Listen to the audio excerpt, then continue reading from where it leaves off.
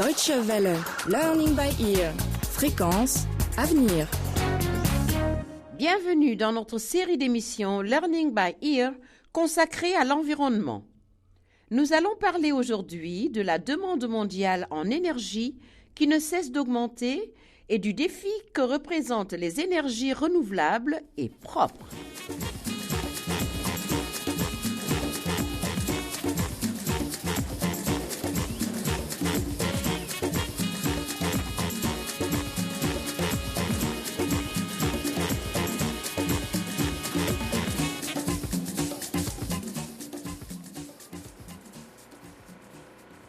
L'approvisionnement en électricité est vraiment mauvais ces derniers jours. C'est vrai, Monica. En ce moment, il y a des délestages presque tous les jours. C'est parce que nous sommes entièrement dépendants de la seule centrale d'électricité présente dans la région, Gladys. Une centrale construite il y a 30 ans et qui marche au charbon. Mais pour toi, ça va encore, Monica. Ta famille a les moyens de s'offrir un générateur. À la maison, nous nous éclairons avec des lampes au kérosène. Ou avec des bougies. On nous raconte que nous vivons dans un pays développé. J'ai entendu dire que la mairie prévoyait l'installation d'un nouveau groupe électrogène au diesel pour approvisionner toute la ville en électricité et les régions avoisinantes. C'est un signe de progrès quand même. Je n'en suis pas si sûre. Nous aurons bien de l'électricité nuit et jour, mais... Mais quoi? C'est bien ce que tu veux, non? Oui, mais aujourd'hui, il nous faut aussi penser à l'environnement. Et je ne crois pas que produire de l'électricité avec du diesel, ce soit très propre. Mais tu dis toi-même que pendant les délestages, tu dois t'éclairer avec des lampes au kérosène. Avec ce nouveau groupe électrogène, tu pourras par exemple regarder la télévision autant que tu voudras. Monica a raison. Ah, enfin l'électricité est revenue. Ça va mieux, on va pouvoir s'entendre parler. Je vais éteindre la télévision. Mais imagine un peu, Monica, toute la pollution que dégagerait un groupe électrogène aussi puissant. Ce n'est pas une solution, juste une porte de sortie à court terme. Voilà ma tante Susanna. Elle enseigne les sciences environnementales à l'université. Bonjour tout le monde. Gladys vient de nous raconter que le générateur au diesel prévu par la mairie va beaucoup polluer. C'est vrai? Dans une certaine mesure, oui. Le diesel est un produit dérivé du pétrole et le pétrole est un combustible fossile. C'est quoi un combustible fossile, Susanna? Eh bien, un combustible fossile est composé de carbone. Et quand il est brûlé, le carbone est rejeté dans l'environnement. Et cela contribue au changement climatique? En partie, oui. Il y a d'autres causes, comme la déforestation, mais le dioxyde de carbone est ce qu'on appelle un gaz à effet de serre. Dans l'atmosphère, il existe une couche de gaz qui enveloppe la Terre. Les gaz à effet de serre en font partie, comme le dioxyde de carbone. Les activités humaines entraînent une augmentation de ces gaz et la chaleur du soleil se retrouve ainsi piégée dans l'atmosphère, d'où le réchauffement climatique. Et le gaz naturel alors?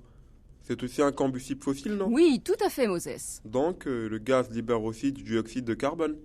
Mais est-ce qu'un générateur au gaz constituerait une meilleure solution qu'un générateur au diesel? Disons que le gaz naturel reste le combustible fossile le plus propre qui soit, parce que sa combustion génère beaucoup moins d'émissions de dioxyde de carbone que le diesel. Et puis, le gaz est meilleur marché. Le gaz naturel est-il la solution à nos problèmes? Eh bien, pas nécessairement. Premièrement, le gaz naturel rejette tout de même des gaz à effet de serre. Deuxièmement, les réserves des combustibles fossiles ne sont pas infinies. Un jour, les gisements de pétrole, de gaz et de charbon seront épuisés. Et nous ferons comment? Et il nous faut trouver maintenant de nouvelles sources d'énergie. Et surtout, des énergies qui soient propres. Suivez-moi, je voudrais vous montrer un projet à l'université. Vous avez devant vous une éolienne. Le vent fait tourner les ailes, qui actionnent une turbine, qui, à son tour, produit de l'énergie. Cette éolienne approvisionne en électricité tout le département de sciences.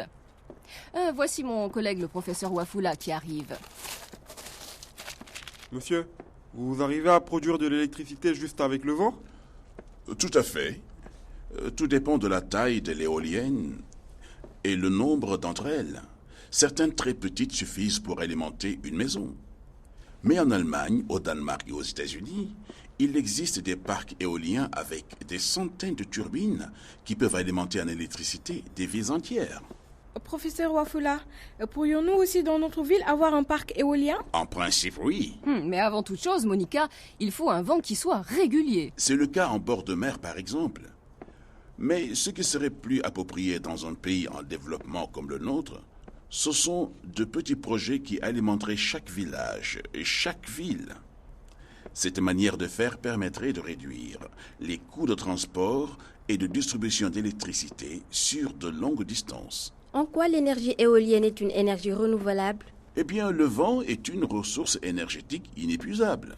Il y aura toujours du vent.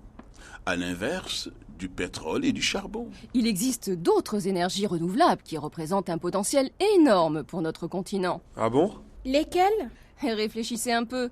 Qu'est-ce qui permet la vie sur Terre? Le soleil. Exactement, Gladys. De nombreux pays africains bénéficient d'un ensoleillement de 325 jours par an en moyenne. Et l'énergie solaire pourrait à terme alimenter en électricité l'ensemble du continent. Saviez-vous que le soleil dégage plus d'énergie en 1 seconde que tous les combustibles fossiles pourront générer d'ici leur disparition? Une source d'énergie inépuisable. Imaginez un peu si chaque maison disposait de ses propres panneaux solaires. Mais où est-ce que ça cloche alors? Il doit y avoir un truc. Sinon, l'énergie solaire alimenterait déjà toute l'Afrique en électricité. C'est le coût de l'énergie solaire qui reste un obstacle pour beaucoup. Comparé aux énergies fossiles, les coûts d'investissement sont très élevés. Est-ce que ça va changer? Je l'espère, Moses.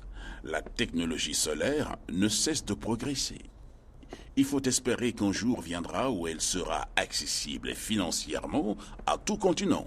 Et alors, peut-être, nous disposerons d'une énergie propre, inépuisable et bon marché. Et aux oubliettes, la fumée rejetée par les générateurs. Did you know? Wussten Sie schon?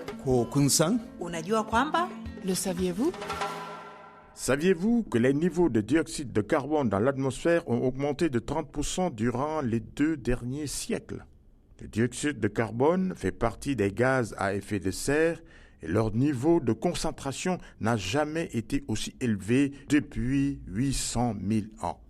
La majorité des scientifiques sont d'accord pour affirmer que l'augmentation des gaz à effet de serre est responsable du réchauffement de la planète. Les températures mondiales se sont accrues de 0,7 degrés en 300 ans. Et si cette tendance ne s'inverse pas, dans les prochaines années, le niveau des mers augmentera de plus de 6 mètres, engloutissant ainsi des villes entières comme Lagos, Dar es Salaam et Maputo. Les sécheresses et les inondations seront plus fréquentes. Les décès dus au réchauffement climatique seront multipliés par 2 dans les 25 prochaines années et atteindront plus de 300 000 morts par an. Si rien n'est entrepris pour diminuer les émissions de gaz à effet de serre, les conséquences pourraient devenir irréversibles. Par exemple, certaines prévisions de scientifiques annoncent la disparition des glaces de l'océan Arctique d'ici l'an 2050. Des pays comme les États-Unis ou la Chine font partie des plus gros pollueurs, mais nous pouvons chacun diminuer nos émissions de gaz à effet de serre, et ce, par des actes simples. Utiliser des ampoules à basse consommation d'énergie et marcher pour faire de courtes distances plutôt que de prendre la voiture ou le bus. Il n'est pas encore trop tard pour lutter contre le réchauffement climatique si nous agissons maintenant et tous ensemble.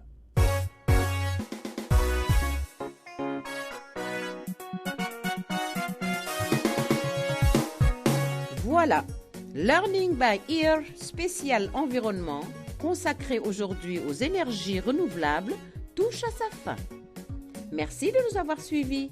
Et n'oubliez pas que vous pouvez retrouver cette émission ou la faire connaître à vos amis sur www.dw-world.fr.